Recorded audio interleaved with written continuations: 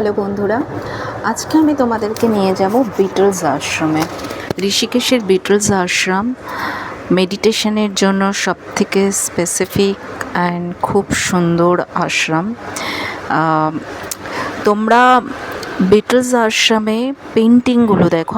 আমার তো এই পেন্টিং, মহাকালের পেন্টিং, হর হর মহাদেব, এই পেন্টিং আমার সব থেকে বেস্ট পেন্টিং লেগেছে। আগে গিয়ে আরও দেখাচ্ছি। রাস্তায় আমি একটু গাছের ফুল পেলাম, এত সুন্দর নেচারের জায়গা না, আমার তো খুব ভালো লাগলো। বিটলস আশ্রম 84 কুটিয়া নামেও পরিচিত। তোমরা এই যে সাইডে যেগুলো দেখছো, এগুলো সব এক একটা মেডিটেশন প্লেস।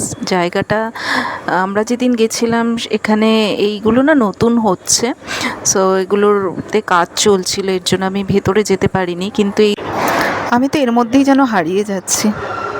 চারিদিকে সবুজ আর সবুজ, ফিরে আসতে ইচ্ছে করে না, মনে হয় এখানেই থেকে যাই। অসাধারণ দুর্ধর্ষ পেন্টিং, পুরো জীবন্ত লাগছে, মনে হচ্ছে জীবন্ত লোক ওখানে বসে আছে। মানে অসাধারণ পেন্টিং। আমাদের ইন্ডিয়াতেও কত ট্যালেন্টেড লোকজন আছে না, আমরা মাঝে মাঝে তাদের কদর করতে ভুলে যাই। কিন্তু তুমি জাস্ট পেন্টিংগুলো দেখো, অসাধারণ।